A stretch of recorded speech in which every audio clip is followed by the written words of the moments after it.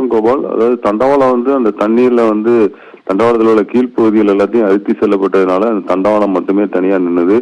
இந்த நிலையில அந்த இடத்துல அந்த ரயிலை இயக்கினால் அந்த ரயிலுக்கு பாதிப்பு ஏற்படும், பயணிகளுக்கு பாதிப்பு ஏற்படும் என்ற காரணத்தால் ரயில் இயக்கம் நிறுத்தி வைக்கப்பட்டது. எனவே அந்த ரயில் பயணிகள் அனைவரையும் அங்கிருந்து மீட்டு, அதாவது பாதுகாப்பான இடத்திற்கு கொண்டு செல்ல வேண்டும் என அதில் முடிவு செய்யப்பட்டது. பின்னர் அவர்களை பாதுகாப்பான இடத்திற்கு கொண்டு சென்று அங்கிருந்து அவர்களை அந்த ரயிலுக்கு அனுப்பி வைப்பதற்காக முடிவு செய்யப்பட்டது. இதன்படி பாத்தீங்கன்னா திருநெல்வேலி ரயில்வே ஸ்டேஷனுக்கு கொண்டு அங்கிருந்தும் அனுப்ப முடியாத சூழல். ஏன்னா திருநெல்வேலியிலையும் முழுவதுமாக வெள்ளம் பாதிப்பு ஏற்பட்டுள்ளது. எனவே திருநெல்வேலிக்கு ரயில்கள் எதையும் இயக்கப்பட முடியாது.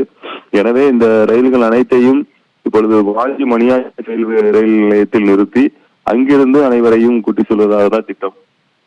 எனவேதான் இப்பொழுது பாத்தீங்கன்னா அந்த ரயில்கள் அனைத்தும் அங்கே நிறுத்தப்பட்டுள்ளது. இதில் அந்த தூத்துக்குடி மாவட்டம் அந்த திருச்செந்தூரில் இருந்து புறப்படக்கூடிய செந்தூர் எக்ஸ்பிரஸ் ரயிலானது இப்பொழுது அங்கே அதாவது வாஞ்சி மணியாச்சியில் நிறுத்தப்பட்டுள்ளது. அந்த ரயிலில் இந்த பயணிகள் அனைவரையும் இன்று பத்திரமாக, அதாவது டிஎன்எஸ்டிசி, அதாவது தமிழ்நாடு அரசு போக்குவரத்து கழக பேருந்துகள் மூலமாக அங்கு கொண்டு செல்லப்பட்டு அங்கிருந்து அவர்கள் அந்த மணியாச்சி அந்த ரயில் நிலையத்தில் தயாராக இருந்த அந்த ரயில் பெட்டியில் இப்பொழுது ஏற்றப்பட்டுள்ளார்கள். இரவு 10 மணி அளவில் அந்த ரயில் சென்னைக்கு புறப்பட உள்ளதாக தகவல்கள் தெரிவிக்கின்றன. இதற்காக ரயில் பயணிகள் அனைவரையும் அங்கே கொண்டு போய் விட்டார்கள். அவர்களுக்கு எந்த விதமான கட்டணமும் வசூலிக்காமல் அவர்கள் இலவசமாக இங்கிருந்து ரயில் அந்த தூத்துக்குடி மாவட்டம் அந்த அரசு பேருந்தில் அவர்களை பத்திரமாக அங்கே கொண்டு சென்று அவர்கள் அங்கே இறக்கி விடப்பட்டார்கள். இப்பொழுது ரயில்களில் அனைத்து பயணிகளும் ஏறியுள்ளார்கள். அவர்களுக்கு